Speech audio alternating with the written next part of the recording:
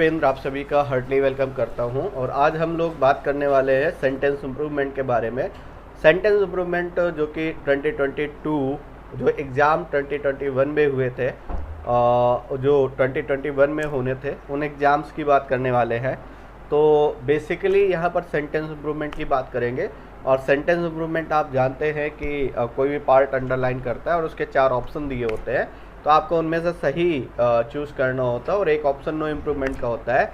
अगर आपको लगता है लिखा हुआ सेंटेंस सही है तो फिर आपको नो इम्प्रूवमेंट वाला ऑप्शन मार्क करना होता है। तो बेसिकली अगर नंबर ऑफ क्वेश्चंस की बात करें, क्योंकि आप कोई भी एग्ज़ाम कैटर करते हैं तो पहले स्ट्रेटजी बहुत मायने रखती है उस एग्ज़ाम के लिए। तो यहाँ पर अगर हम बात करें तो स्ट्रेटजी आपको क्या बनानी, 2 क्वेश्चन जो भी 2022 के एग्ज़ाम हुए एसएससी सीजीएल के, उसमें नंबर ऑफ क्वेश्चन जो रहे वो 2 रहे। तो उस तरीके से आप प्रॉपर्ली अपनी स्ट्रेटजी को मेंटेन कर सकते हैं। तो अब फिलहाल विदाउट डिले हम करते हैं सेशन को स्टार्ट। आइए पहले क्वेश्चन की तरफ बढ़ते हैं। ठीक है, तो ये इंस्ट्रक्शन है, मेरे ख्याल से एक बार पढ़ लीजिए। Select the most appropriate option that can be substitute underline the segment the given sentence if there is no need to substitute select no substitution required. अगर आपको लगता है कहीं कोई प्रॉब्लम नहीं है तो फिर नो सब्स्टिट्यूशन की तरफ आप जाएंगे। ठीक है, तो चलिए विदाउट डिले पहले क्वेश्चन की तरफ चलते हैं। This is our first question. और बंधु, अगर आपको चीज़ें समझ आ रही हैं, चीज़ें आपको लग रहा है कि नहीं ऑथेंटिक है, तो आप सेशन को लाइक कर सकते हैं और साथ ही साथ अपने फ्रेंड्स के साथ शेयर ज़रूर करिएगा ताकि हमें मोटिवेशन मिले। मोटिवेशन का एक ही माध्यम है, वो है आपका लाइक और शेयर, जो हमें बेहतरीन मोटिवेशन देता है। ठीक है, चलिए फिर स्टार्ट करते हैं। पहला क्या कह रहा है, द अथॉरिटीज। अथॉरिटीज कैसा है, प्लूरल है। यहाँ पर जो वर्ब रखनी है वो प्लूरल रखनी है। Are assured, clear. और यहाँ पर देखिए पहला एक ऑप्शन तो आपका हटा, हैज है, और यहाँ पर हैव है, यहाँ पर हैव है। ठीक है, तो ये तो बात क्लियर हो गई कि आपको एक ऑप्शन आपने एलिमिनेट कर लिया। और इंग्लिश को जब भी डील करिए एलिमिनेशन मेथड से डील करिए। This is the best way to tackle the question को टैकल करने का सबसे अच्छा और सबसे इफेक्टिव तरीका यही होता है। तो यहाँ पर देखोगे तो हैव एश्योर्ड और हैव बीन एश्योर्ड दो लिखे हैं। अब बेसिकली आपको ये समझना पड़ेगा कि जो अथॉरिटीज हैं उन्होंने क्या किया है, the people that they will look into the matter. Authorities ने ये इस बात का आश्वासन दिया है लोगों को कि वो क्या करेंगे, इस मामले की जांच पड़ताल करेंगे। ठीक है, ये कहना चाह रहा है कि वो इस मामले की क्या करेंगे, जांच पड़ताल करेंगे। अब एक बात बताइए, एक्टिव हुआ या पैसिव हुआ? जब डूअर स्वयं कोई एक्शन परफॉर्म करता है तो वो क्या होता है, एक्टिव होता है। तो यहाँ पर जो सेंटेंस आपका लिखा जाना है वो किस में होना चाहिए, एक्टिव वॉइस में होना चाहिए। अगर आप आर एश्योर्ड कर रहे हो तो पैसिव है, इसलिए वो वाला ऑप्शन भी आपका हट गया। अब 2 ऑप्शन आपके पास हैं, एक है हैव एश्योर्ड और एक है आपका कौन सा, हैव बीन एश्योर्ड। अगर हम बात करें तो ये वाला क्या हो गया, ये वाला एक्टिव हो गया और अगेन ये वाला जो है ये फिर से पैसिव है। हैज हैव बीन के, हैज हैव के साथ जब आप बीन लगा करके थर्ड फॉर्म लिखते हैं तो सेंटेंस किस में बनता है, पैसिव वॉइस में बनता है। तो दैट्स वाई ये जो ऑप्शन है आपका ये भी हट गया। इसका मतलब correct option will be second is your correct answer. आपका कोई डाउट होता है कमेंट सेक्शन पर ड्रॉप कर सकते हो, भर सकते हो कमेंट। आइए अगला कह रहा है आ टिग्रेस। देखिए पहले टाइगर का जो फेमिनिन होता है वो टिग्रेस होता है, TIGRESS। ठीक है, तो ये ध्यान रखिएगा। आ टिग्रेस हैज़ गिवन बर्थ, उसने जन्म दिया है। किसको जन्म दिया है, अकब, एक छोटे से बच्चे को। इन दी रणथंभौर टाइगर रिजर्व, जो रणथंभौर टाइगर रिजर्व है वहाँ पर एक टिग्रेस ने, ठीक है, एक टिग्रेस ने क्या किया है, एक कब को जन्म दिया है, ये कहना चाह रहा है। अब पहले तो ये समझिए, यहाँ पर कह रहा है इज गिवन बर्थ, वॉज बर्थड और हैज गिव बर्थ। अब पहली बात तो हैज आपके साथ थर्ड फॉर्म लगाते हो आप। ठीक है, अगर नहीं पता है तो छोटे छोटे पॉइंट पेन डाउन करते जाइएगा। हैज हैव हैड के बाद जो भी वर्ब आप लिखते हो वो किस में होनी चाहिए, थर्ड फॉर्म में होनी चाहिए। क्लियर, तो फिलहाल यहाँ पर हैज हैव वाला ऑप्शन तो हटा, वॉज बर्थ होगा या इज गिवन बर्थ होगा।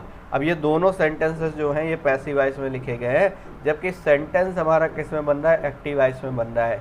ठीक है, तो कह रहा है टिग्रेस ने क्या किया, जन्म दिया है एक कब को, इसका मतलब एक्टिव होगा और एक्टिव आपका केवल और केवल यहीं दिखाई दे रहा है, has given birth. Has app के साथ जब डायरेक्ट थर्ड फॉर्म लगाते हो, देखो ये बात आपने पढ़ी, ये एक्टिव वॉइस में है।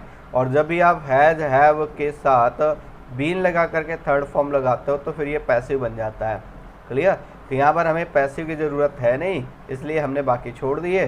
करेक्ट आंसर आपका कौन सा हो गया, no improvement. Clear, is given और वॉज बर्थड, ठीक है, तो ये दोनों पैसिव बन रहे हैं, इसलिए गलत हो गए। आइए now move to next one, अगले की तरफ बढ़ते हैं। कह रहा of the 2 plans submitted by the architect, जो 2 प्लान आर्किटेक्ट द्वारा सबमिट किए गए, this is the one more likely to be accepted. Clear, ये उनमें से ज़्यादा एक्सेप्टेबल है, ये कहना चाह रहा है। 2 प्लान्स, 2 में से चॉइस करना है, समझिएगा, 2 में से आपको चॉइस करना है, ठीक है। इसका मतलब है ये कंपैरेटिव डिग्री आप किसका यूज करेंगे, आप यूज करेंगे कंपैरेटिव डिग्री का। तो यहाँ पर जो डिग्री यूज होने वाली है, आप ये पढ़ते हैं कि 2 के लिए कौन सी डिग्री यूज होती है, कंपैरेटिव, और 2 से ज़्यादा के लिए कौन सी डिग्री यूज होती है, दैट इज सुपरलेटिव, है ना। तो ये बात आपको समझनी है यहाँ पर। तो यहाँ पर अगर आप देखोगे तो बेसिकली यहाँ पर मोस्ट का यूज गलत, क्योंकि 2 के लिए सुपरलेटिव डिग्री आप लगा नहीं सकते हो, है ना। तो ये दोनों ऑप्शन तो आपके हट गए, नो सब्स्टिट्यूशन या मच लाइकली। अच्छा, मच लगा नहीं पाओगे, मच कंपैरेटिव डिग्री के साथ यूज करते हो, ना कि पॉजिटिव डिग्री के साथ। तो डायरेक्ट लाइकली लिखोगे तो ये पॉजिटिव होगा, मोर लाइकली को लिखोगे तो कंपैरेटिव होगा। हालांकि मच मोर लाइकली अगर लिखा होता तो एक बार ऑप्शन बनता। तो यहाँ पर करेक्ट आंसर आपका कौन सा हो जाएगा, no substitution is required. Clear, जिस भी टॉपिक की आपकी डिमांड है कि सर ये टॉपिक कराइए, इसमें हमारी एडप्टनेस नहीं है, तो आप उसको कमेंट सेक्शन में ड्रॉप कर दीजिएगा। उसमें मैं हालांकि इस समय जो प्रोसीजर चल रहा है वो ये है कि एक ग्रामर का लेक्चर और फिर उसके बाद एक वोकैब का लेक्चर बारी बारी से, जो भी आपके एग्जाम्स 2022 में हुए हैं उन सभी के, जैसे स्पॉटिंग एरर किया, उसके बाद 1 वर्ड सब्स्टिट्यूशन किया, आप सेंटेंस इंप्रूवमेंट कर रहे हैं, इसके बाद आपको सिनोनिम्स का लेक्चर मिलने वाला है। आइए, the film meeting of the standing committee, the first meeting of the standing committee will be hold next week. अब ये एक्टिव पैसिव की पहचान बहुत ज़रूरी है जब आप स्पेशली जब आप सेंटेंस इंप्रूवमेंट को एसआई को डील कर रहे होगे।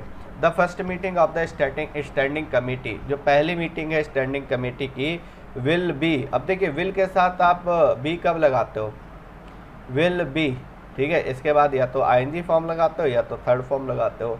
आईएनजी फॉर्म लगाओगे तो एक्टिवाइज बनेगा जा करके, ठीक है, एंड थर्ड फॉर्म यूज करेंगे तो सेंटेंस किस में बनेगा आपका, पैसिवाइज में। तो जो फर्स्ट मीटिंग है स्टैंडिंग कमेटी की वो कब होने वाली है, नेक्स्ट वीक होने वाली है। तो ये फर्स्ट मीटिंग स्वयं सब्जेक्ट तो है नहीं, इसका मतलब नॉन डूअर सब्जेक्ट है, नॉन डूअर सब्जेक्ट में पैसिव बनता है, पैसिव बनेगा तो यहाँ पर विल बी जो हेड लिख रहा है, इसका मतलब ये सही होना चाहिए था। अब देखो एक चीज़ और समझिएगा, यहाँ पर बेसिकली आपको ये सीखना है, होल्ड फर्स्ट फॉर्म है और इसकी second form head and third form जो होती है वो भी हेड होती है। तो होल्ड हेड हेड ये सही ऑप्शन होते हैं आपके। तो यहाँ पर अगर देखोगे तो विल बी होल्डिंग ये नहीं बनेगा, चूंकि एक्टिव तो हमें बनाना नहीं, will be head, will head ये तो गलत हो गया। यहाँ पर करेक्ट ऑप्शन आपका कौन सा हो जाएगा, थर्ड।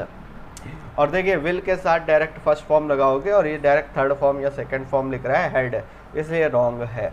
तो होपफुली क्वेश्चन नंबर 4 भी आपको समझ आ गया होगा। Now move to 5th one.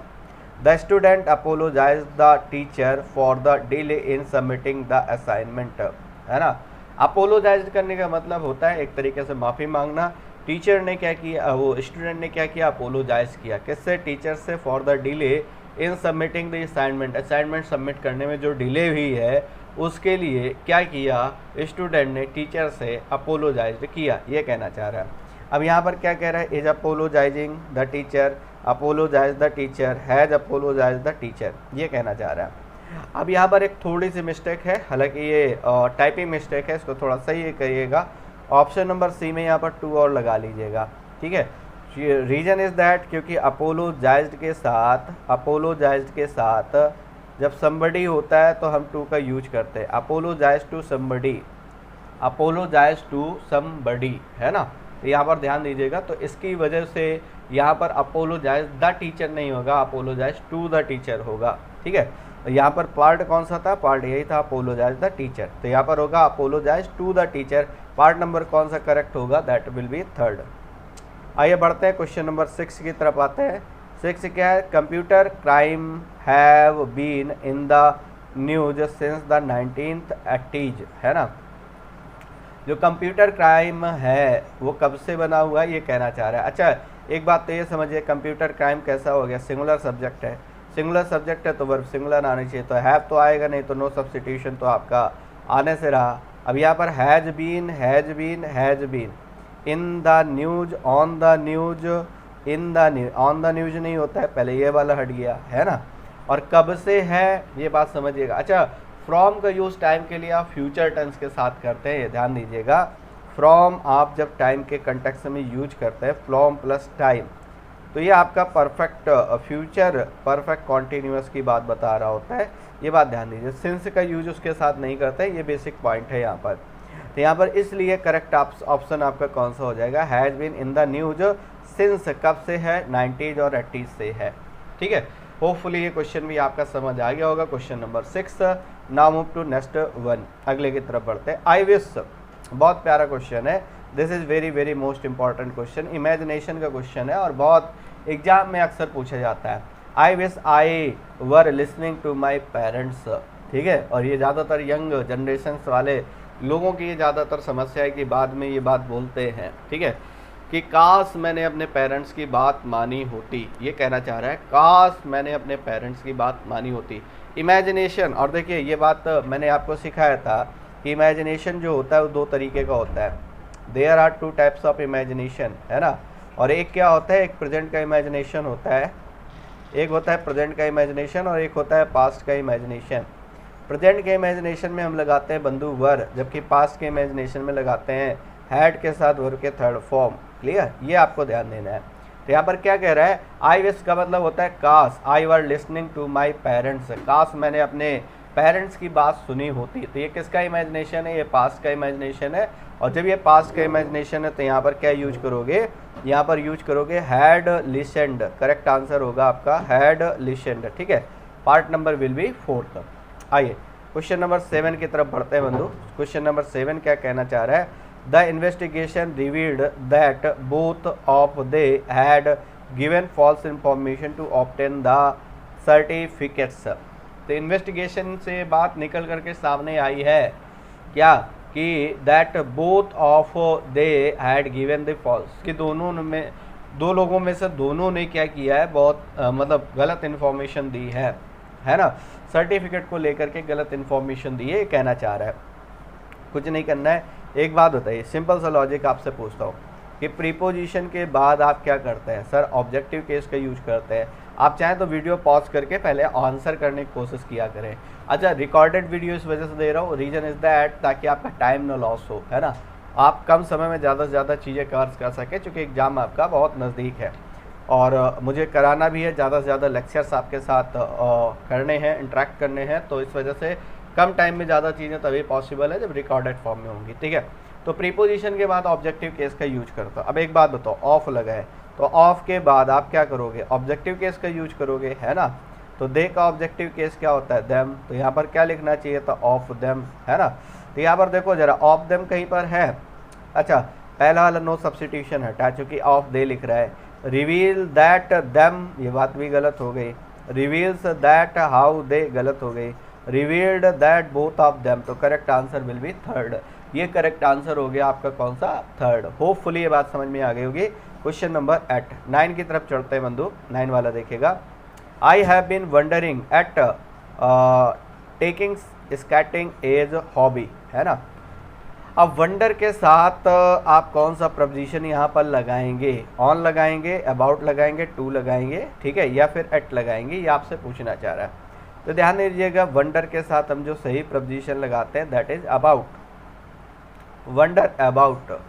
Clear, तो यहाँ पर जो करेक्ट आंसर होगा, देखिए बाकी सभी ऑप्शन आपके हट गए, एट टू और ये वाला आपका कौन सा, एट टू और ऑन, तीनों के तीनों हट गए। Right answer will B 2nd। आइए बंधु बढ़ते हैं, नेक्स्ट क्वेश्चन की तरफ आते हैं। अगला क्वेश्चन है, he is not friendly like she is, he is not friendly like she is. अच्छा, यहाँ पर पहले अंडरलाइन करिएगा, ये फ्रेंडली लाइक, है ना, यहाँ से यहाँ तक आप इसको अंडरलाइन करिएगा, ठीक है। अब क्या कह रहा है, so friendly as, so friendly like, so friendly that, है ना। अच्छा, यहाँ पर दो ही ऑप्शन बन सकते हैं। पहले तो ये बात समझते हैं आप, क्या आप सो के साथ लाइक का यूज करते हैं, नामा बना, ये तो बिल्कुल गलत है। क्या सो के साथ एज का यूज करते हैं, जी हाँ बिल्कुल कर सकते हैं। क्या सो के साथ दैट का यूज करते हैं, जी हाँ बिल्कुल कर सकते हैं।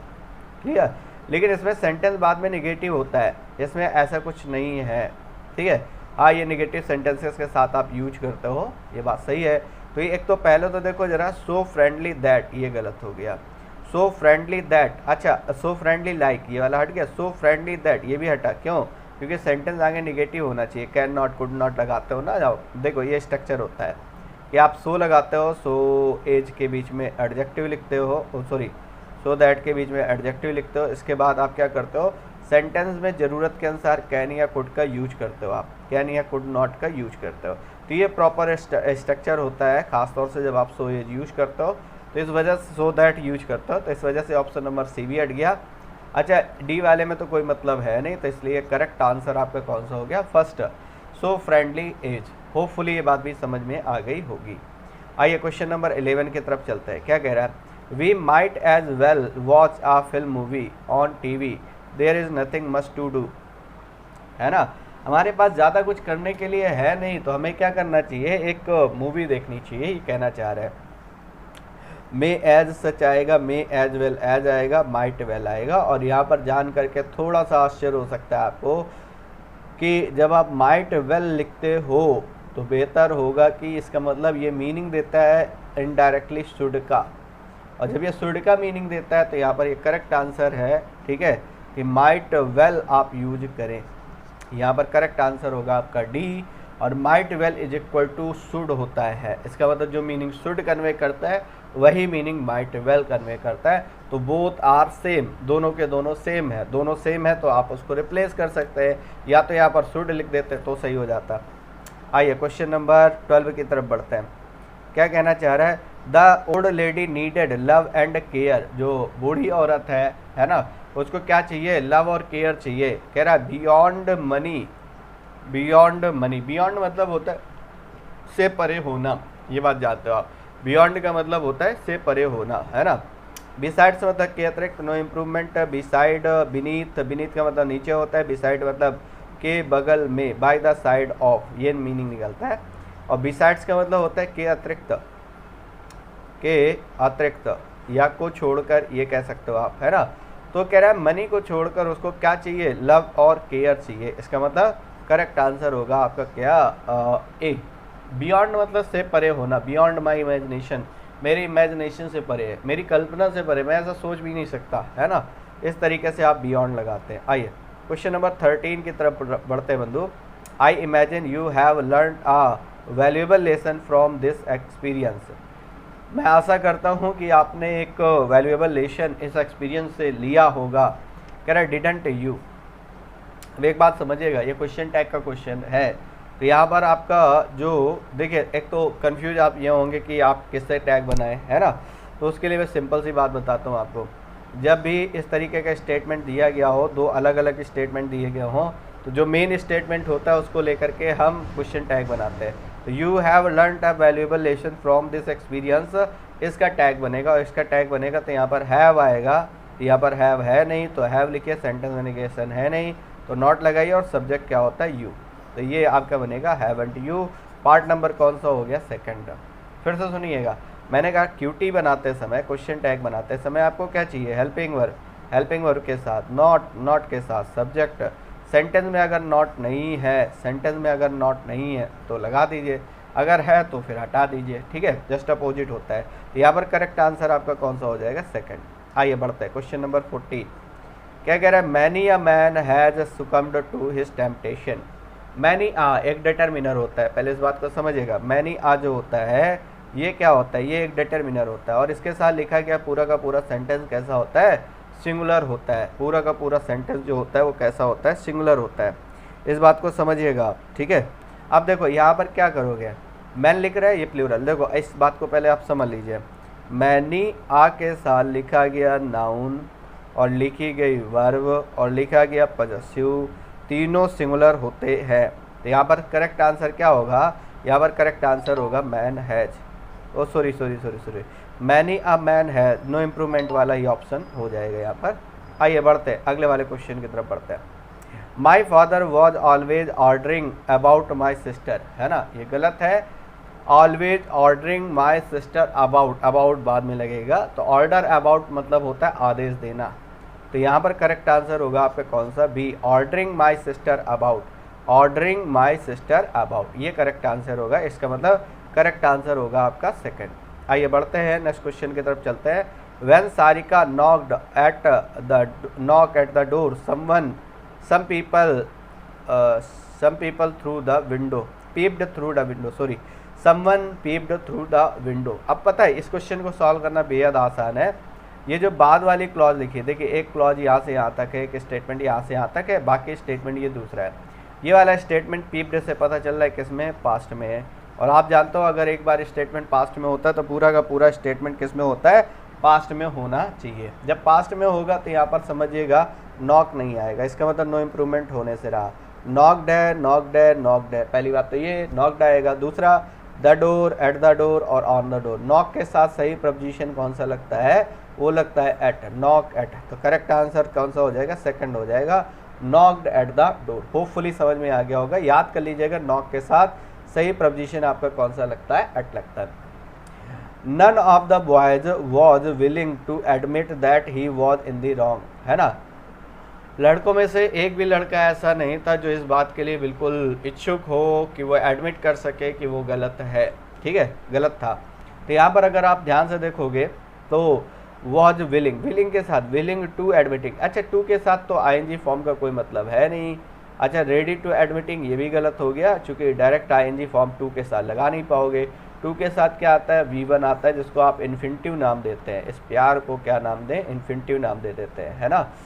चलो तो यहाँ पर करेक्ट आंसर आपका कौन सा हो जाएगा, ये दोनों के दोनों ऑप्शन आपके हो गए गलत। अच्छा इसमें टू नहीं लगा रहा है तो ये भी गलत हो गया, इसलिए करेक्ट आंसर आपका कौन सा हो जाएगा, इन्फिनिटिव। इन्फिनिटिव जो कि मेन आपके सेंटेंस में दिया है, इसका मतलब no improvement is your correct answer. आइए बढ़ते हैं अगले वाले क्वेश्चन की तरफ बढ़ते हैं बंधु। Next question is that you are welcome to partake this light refreshment. Refreshment का मतलब आप जानते हो ब्रेकफास्ट होता है, या क्या कह सकते हो एक तरीके का नाश्ता, है ना। You are welcome to partake. अच्छा पार्टेक के साथ आप क्या लगाते हो, क्वेश्चन ये पूछना चाह रहा है आपसे। कह रहा है नो इम्प्रूवमेंट आएगा, टू पार्टेक ऑफ आएगा, फॉर पार्टेनिंग आएगा, या फिर इन पार्टेकन आएगा।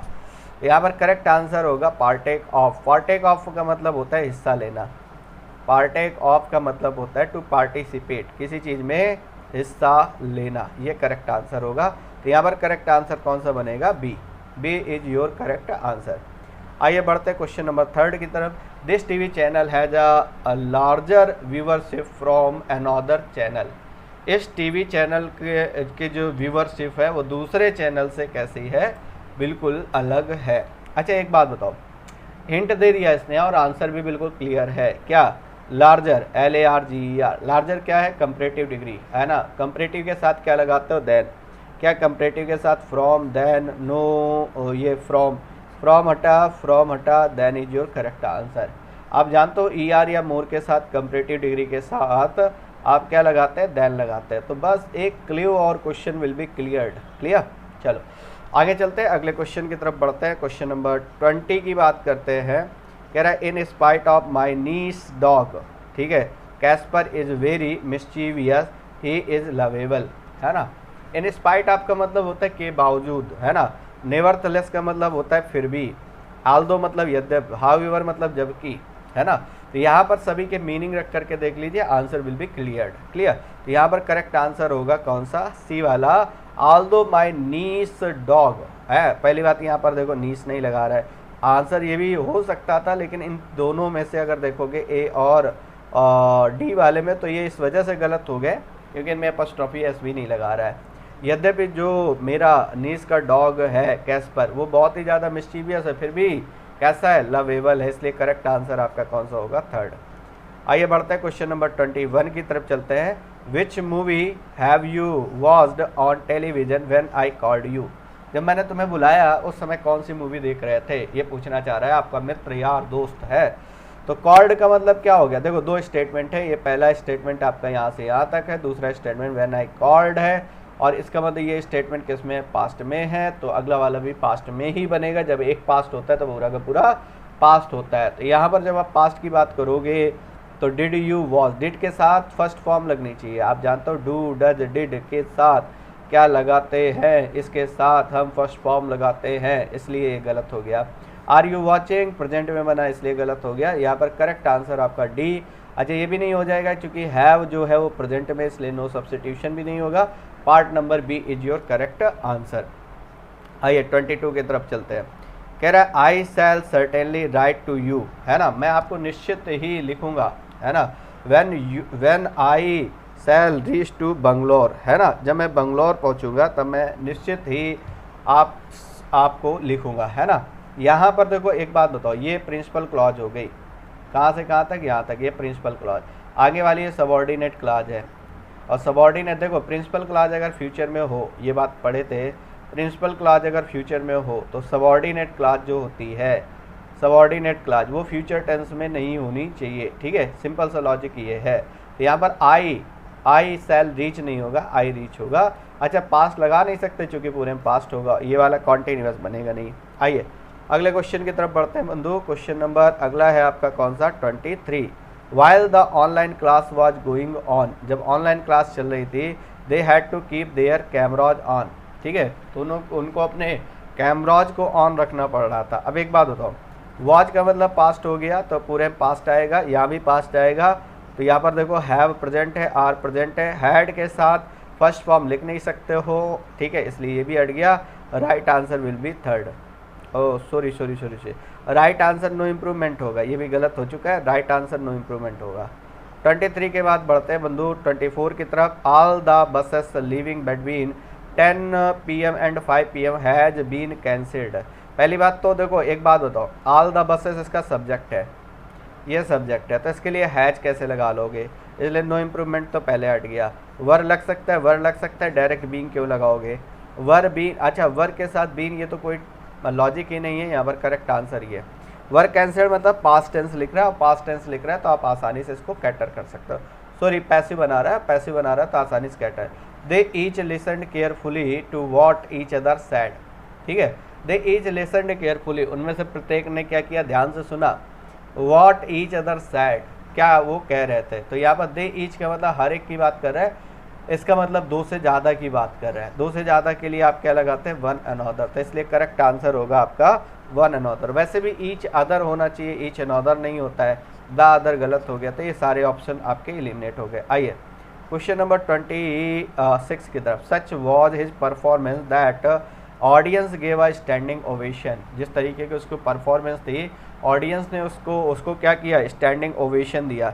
स्टैंडिंग ओवेशन का मतलब आप जानते हो एक तरीके से अपलाउड किया, ये कहना चाह रहा है। तो यहाँ पर अगर बंधु बात करें तो सच के साथ आप क्या करते हो, दैट लगाते हो, है ना, सिंपल सी अगर बात करें तो सच के साथ दैट और सच के साथ दैट दोनों इम्प्रूवमेंट। यहाँ पर करेक्ट आंसर आपका क्या हो जाएगा, नो इम्प्रूवमेंट हो जाएगा। आइए बढ़ते हैं अगले वाले क्वेश्चन की तरफ आते हैं। क्या कहना चाह रहा है, जरा नेक्स्ट क्वेश्चन को ध्यान दीजिएगा। In the olden days many people use to think that the earth was flat. पुराने समय में लोग क्या करते थे, किस तरीके से सोचते थे, है ना, किस तरीके से सोचते थे कि अर्थ जो है वो फ्लैट है ना। तो यहाँ पर अगर देखोगे तो पास्ट के किसी हैबिट को बताने के लिए आप क्या करते हो, यूज टू का यूज करते हो। किसका यूज करते हो, यूज टू का। तो यहाँ पर यूज्ड टू, वर, ये सब बाकी ऑप्शन आपके हट गए। यहाँ पर करेक्ट आंसर कौन सा होगा, यूज्ड। यूज्ड एक मॉडल है, और मॉडल आप जानते हो ये पास्ट की हैबिट या पास्ट के किसी एक्शन को बताने के लिए हम क्या करते हैं, यूज टू का यूज करते हैं। तो करेक्ट आंसर आपका कौन सा हो गया, फर्स्ट। आइए 28 की तरफ बढ़ते हैं बंधु। 28 क्या है, the dress may pleasantly be delivered to us at the earliest, है ना। द ड्रेस में काइंडली, यहाँ पर रिक्वेस्ट के लिए आप क्या लगाते हो, काइंडली लगाते हो। रिक्वेस्ट के लिए आप क्या लगाते हो, काइंडली लगाते हो, है ना। चलिए अगले वाले में बढ़ते हैं बंधु। Next, since setting up the charity has raised $1 million। जब से चैरिटी को सेटअप किया गया है, इसका मतलब ये है ये पैसिव में जाएगा। पैसिव में जाएगा तो आप देखो पैसिव किसका बन रहा है, from setting up, since being setup. यहाँ पर करेक्ट आंसर आपका कौन सा हो जाएगा, फर्स्ट हो जाएगा। फर्स्ट क्यों लिख रहे हो, क्योंकि ये पैसिव में लिखना है, इसको आपको इसमें लिखना है आपको पैसिव में। आइए 20 के बाद 30 की बात करते हैं। क्या कह रहा है, hardly had we get in but the train started. Hardly के साथ क्या लगाते हो, बट नहीं लगाते हो, वेल लगाते हो। वेल लगाते हो तो ये वाला ऑप्शन मिला आपका, है ना। हालांकि बिफोर भी लगा लेते हैं, लेकिन प्रॉब्लम इज़ दैट अच्छा दोनों में गॉट लिख रहा है, कोई बात नहीं। यहाँ पर वैसे ऑप्शन में यहाँ पर गेट था, तो इसलिए ये ऑप्शन हट जाएगा, ये वाला करेक्ट हो जाएगा। अब ये याद रखिएगा, हार्डली स्कॉर्सली के साथ क्या लगाते हैं आप, व्हेन का यूज करते हैं। नो सूनर के साथ क्या लगाते हैं, देन का यूज करते हैं। ये क्वेश्चन बहुत हर एक एग्जामिनर के फेवरेट होते हैं। As I am hearing the lecture it reminded me a lot a book I had read. Reminded किस में हो गया, पास्ट में हो गया, तो पूरा स्टेटमेंट किस में होगा, पास्ट में होगा। पहले वाले में प्रेजेंट लगा रहा है, हैव लगा रहा है, इसलिए हट गया। ये प्रेजेंट हो गया इसलिए हट गया, इसलिए करेक्ट आंसर आपका कौन सा हो गया, सेकंड। ठीक है, चलिए आगे बढ़ते हैं। नेक्स्ट क्वेश्चन 32 क्या कहना चाह रहा है, कह रहा this one of the most remarkable causes of all others. एक छोटी सी बात बताता हूँ मैं आपको, यहाँ पर अदर्स नहीं होना चाहिए था। क्यों नहीं होना चाहिए था, क्योंकि जब भी आप सुपरलेटिव डिग्री लिखते हैं तो सुपरलेटिव डिग्री के साथ हम अदर का यूज नहीं करते हैं। ठीक है, तो यहाँ पर ध्यान दीजिएगा, ये अदर्स लिख रहा है इसलिए ये हटा, यहाँ भी अदर लिख रहा है ये भी हट गया, नो सब्सटीट्यूशन भी हटेगा क्योंकि उसमें भी अदर लिख रहा है, तो यहाँ पर करेक्ट आंसर हो जाएगा आपका सेकंड। आइए बढ़ते हैं अगले वाले क्वेश्चन की तरफ। Question number 33, there was a bit niche shop in the town centre. तो यहाँ पर हो जाएगा, जब आप बिट लगाते हो या फॉर लगाते हो तो वहाँ पर कंपैरेटिव डिग्री आनी चाहिए, तो ये भी हट गया आपका। Bit nicer, for more nicer नहीं, ये तो डबल कंपैरेटिव हो जाएगा। डबल कंपैरेटिव आप एक साथ यूज नहीं करते हैं, तो यहाँ पर हो जाएगा फॉर नाइसर। क्या हो जाएगा, फॉर नाइसर। आइए बढ़ते हैं अगले वाले पे। क्वेश्चन नंबर 34 में आते हैं, क्या कह रहा है, would you leave have been so kind as to close the window, है ना। वुड यू बी, क्या आप विंडो के क्लोज होना चाहेंगे या विंडो के पास होना चाहेंगे, ये कहना चाह रहा है बेसिकली। ठीक है, तो यहाँ पर करेक्ट आंसर बड़े आसानी से आप निकाल सकते हैं, ये होगा वुड यू बी। आइए बढ़ते हैं 35 की तरफ आते हैं। क्या कह रहा है, often it makes one wonder at the science you see. अब देखिए, जहाँ पर वन सब्जेक्ट होता है तो फिर केसेस पूरे वन के ही चलते हैं, ये बात जानते हो आप। तो वन वाले में बाकी कोई भी नहीं लगाना है, वंस, वन सेल्फ, यही सब आप यूज करेंगे, है ना। तो यहाँ पर करेक्ट आंसर आपका कौन सा हो जाएगा, 1C आ जाएगा। देखो, ओ सॉरी 1C आ जाएगा, सिंगुलर है तो ICIS लगाओगे, क्या हट गया, यू नहीं आएगा, नो सब्सटीट्यूशन, तो ये यहाँ पर भी यू दे रहा है इसलिए हटा। आइए नेक्स्ट क्वेश्चन नंबर 36 की तरफ चलते हैं। वह it is quite difficult to make on, ये फ्रेजल वर्ब है, इसको याद कर लीजिएगा, ये बहुत बार क्वेश्चन बना है इससे। मेक आउट का मतलब होता है टू अंडरस्टैंड। मेक आउट का मतलब क्या होता है, इसका मीनिंग होता है टू अंडरस्टैंड। करेक्ट ऑप्शन आपका कौन सा हो जाएगा, फर्स्ट। मेक आउट मतलब होता है समझना। आइए, कह रहा है if Vinay has the book why he is not giving you, ये इंट्रोगेटिव सेंटेंस है। यदि विनय के पास एक बुक है तो वो तुम्हें बुक क्यों नहीं दे रहा है, तो इसका मतलब करेक्ट आंसर यहाँ पर देखिए इज ही, ये वाला ही इज नहीं, ये सभी ऑप्शन आपके हट जाएंगे। यहाँ पर करेक्ट आंसर हो जाएगा आपका कौन सा, सेकंड। 37 के बाद बात करते हैं बंधु 38 की। whom was the person that you wanted me to contact there, वो कौन सा इंसान है जिससे आप कांटेक्ट करना चाहते हैं। ठीक है, तो यहाँ पर whom was the person नहीं होगा, who is the person, ये करेक्ट आंसर। सब्जेक्टिव केस आप जानते हो, who किसके लिए यूज करते हो, सब्जेक्ट के लिए, whom किसके लिए यूज करते हो, ऑब्जेक्ट के लिए यूज करते हो, है ना। ये बात आपको ध्यान देनी है, who सब्जेक्ट और whom ऑब्जेक्ट। यहाँ पर करेक्ट आंसर आपका कौन सा होगा, सेकंड होगा। आइए क्वेश्चन नंबर 39 की तरफ बढ़ते हैं। 39 देखिएगा क्या कहना चाह रहा है। 39 की बात करें, you are so far the bright student in the class.